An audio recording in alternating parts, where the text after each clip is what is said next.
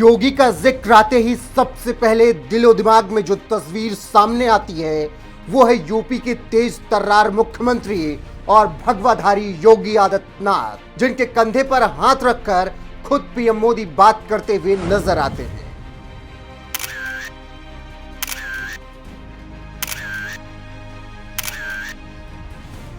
ये योगी आदित्यनाथ तो यूपी के योगी हैं जो यूपी के साथ साथ पूरे देश में लोकप्रिय हैं, लेकिन बीजेपी में योगी आदित्यनाथ के अलावा एक और योगी हैं जिन्होंने मंगलवार को देश के प्रधानमंत्री नरेंद्र मोदी से न सिर्फ मुलाकात की बल्कि नवरात्र के मौके पर 9 दिनों का उपवास रखने वाले पीएम मोदी को लाल चुनरी भी पहनाई।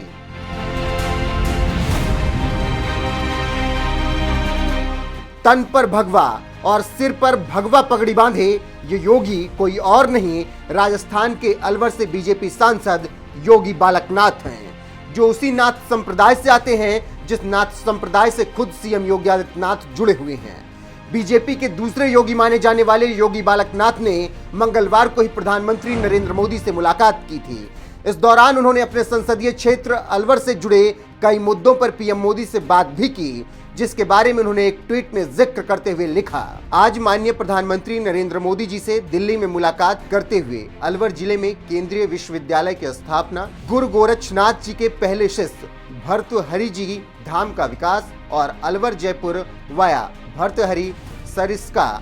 थानागाजी में एलिवेटेड रोड, जिले की पेयजल समस्या समाधान के लिए जल जीवन मिशन के भ्रष्टाचार मुक्त क्रियान्वयन के लिए मांग पत्र सौंपते हुए आवश्यक चर्चा की। 6 साल की उम्र में ही ले लिया था संन्यास। अलवर जिले के बहरोड तहसील के कोहराना गांव में 16 अप्रैल 1984 को किसान परिवार में जन्मे योगी बालकनाथ ने महज 6 साल की उम्र में ही संन्यास ले लिया था और अपना घर बार छोड़कर सीधे आश्रम चले गए, क्योंकि उनके पिता सुभाष यादव ने उनके जन्म से पहले ही संत बनने के लिए और गुरुओं की सेवा के लिए बाबा खेतानाथ को अर्पित करने के लिए आश्रम में बोल दिया था। गुरुवार को पैदा होने की वजह से योगी बालकनाथ के बचपन का नाम गुरुमुख था। ब्रह्मलीन महंत सोमनाथ ने कुछ महीनों बाद उन्हें महंत चांदनाथ के पास भेज दिया। बच्चों सी चंचलता को देखते हुए उन्हें बालकनाथ नाम से पुकारा जाने लगा। बालकनाथ के गुरु महंत चांदनाथ योगी बहरोड से विधायक रह चुके हैं। 2014 में अलवर से ही बीजेपी सांसद भी रह चुके हैं चांदनाथ योगी। चांदनाथ के निधन के बाद बीजेपी ने उनके शिष्य बालकनाथ को टिकट दिया। 2019 के लोकसभा चुनाव में लाखों वोटों से जीतकर संसद पहुंचे बालकनाथ।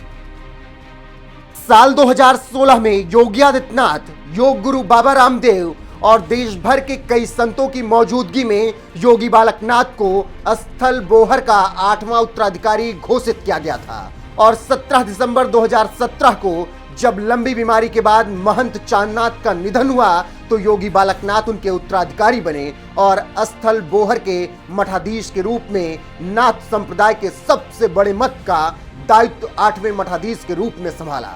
योगी बालकनाथ बीजेपी सांसद होने के साथ साथ 8वीं शताब्दी में स्थापित हरियाणा के रोहतक में 150 एकड़ भूमि में फैले हुए बाबा मस्तनाथ मठ के मठाधीश और बाबा मस्तनाथ विश्वविद्यालय के कुलाधिपति भी हैं। यानी सीएम योगी की तरह ही योगी बालकनाथ का भी मठ मंदिरों के साथ ही राजनीति से भी गहरा जुड़ाव है। वो भी सियासत में रहकर जनसेवा करने में यकीन रखते हैं और सांसद होने के नाते संसद में जनता के समर्थन में आवाज उठाते रहते हैं। आप भी सुनिए संसद में योगी बालकनाथ का भाषण और देखिए किस तरह से वो संसद में अपनी बात रखते हैं। धन्यवाद उपाध्यक्ष महोदय जी। आपके माध्यम से मैं माननीय प्रधानमंत्री जी और हमारे ट्रांसपोर्ट मिनिस्टर श्री नितिन गडकरी जी का अभिनंदन करना चाहता हूं कि आज़ादी के बाद से लेकर आज़ादी से पूर्व से लेकर अब तक हमारे भारतवर्ष के शहरों को आपस में जोड़ने के एक ही पारंपरिक मार्ग थे, लेकिन भारतमाला प्रोजेक्ट के अंतर्गत और एक भविष्य के भारत की जरूरतों को समझते हुए उनकी दूरगामी सोच को माननीय प्रधानमंत्री जी ने किस प्रकार से भारतमाला प्रोजेक्ट के माध्यम से पूरे भारत के मैं मानता हूं लगभग 80 से 70%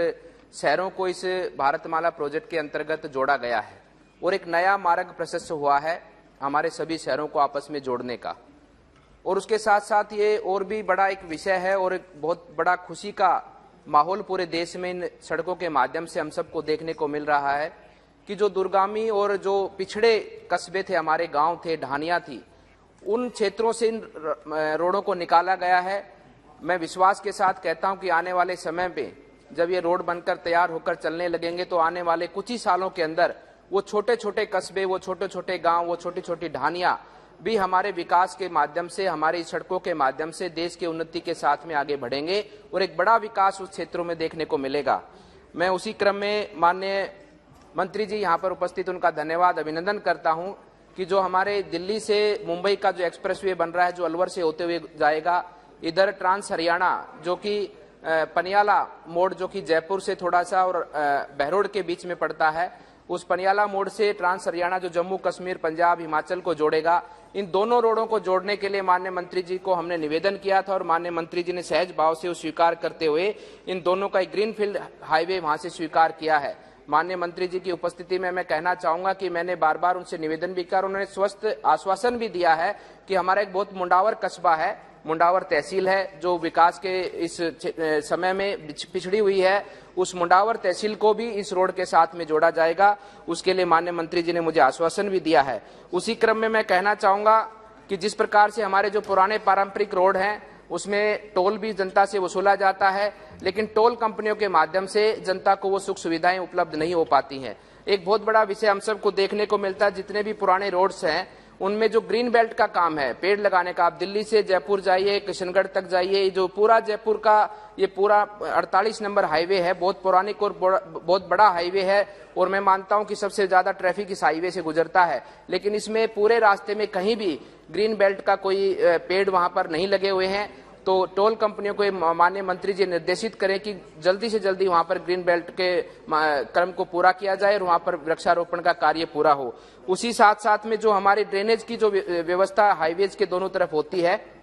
वो भी हमारी काम नहीं आती है। उस ड्रेनेज की व्यवस्था में जब बरसात का पानी उसके अंदर एकत्रित होता है तो मैं माननीय मंत्री जी से एक निवेदन करना चाहूंगा कि भविष्य में ऐसी कोई योजना बनाएं कि उस ड्रेनेज के पानी को जो पास के खेत वाले जमींदार हैं उनको कुछ सब्सिडी देकर, कुछ पौंड बनाकर उस पानी को एकत्रित किया जा सके। मैं छोटी सी एक मांग और है मेरी, उसी के साथ में मैं कहना चाहूंगा कि जो सड़कों के ऊपर माननीय मंत्री जी को एक बहुत बड़ा जनता के अंदर एक विषय है कि जो हमारे सड़कों पर जानवर मर जाते हैं, कभी एक्सीडेंटल दुर्घटना के कारण जानवर मर जाते हैं, उनके उठाने की कोई व्यवस्था सड़क के किनारे नहीं होती, वो वहीं पड़े पड़े ही सड़ते हैं और उनमें बहुत बड़ी दुर्गंध भी आती है और यात्री उनसे बचकर निकलने की कोशिश करते हैं तो उसके कारण दुर्घटनाएं भी होती हैं। मैं माननीय मंत्री जी से कुछ 2-3 मांगे मेरे क्षेत्र की वो रखना चाहूंगा। हमारे जो भिवाड़ी से जो अभी आपका हमारा अलवर होते हुए बांदीकुई जो रोड जाता है भिवाड़ी से अलवर, जो जयपुर से आगरा रोड को जोड़ता है, उसको नेशनल हाईवे घोषित किया जाए। उसी के साथ साथ में नारनौल से जो हमारा अलवर को रोड आता है उसको भी हमारा नेशनल हाईवे घोषित किया जाए। और माननीय मंत्री जी का अभिनंदन करता हूं कि आपने अभी कुछ दिन पहले हमारे इन 4-5 योजनाओं का उद्घाटन किया, जिसमें भिवाड़ी को नेशनल हाईवे NH 48 से जोड़ने का जो आपने उद्घाटन किया, दहमी और जागुआ चौक पर आपने अंडरपास और ओवरब्रिज का जो उद्घाटन किया है, मैं आपका अभिनंदन और धन्यवाद करता हूं। और इसी क्रम में ये विश्वास रखता हूं कि आने वाले समय पर इन सड़कों के माध्यम से हमारे देश की नई तस्वीर और नया विकास हम सबको देखने को मिलेगा। धन्यवाद।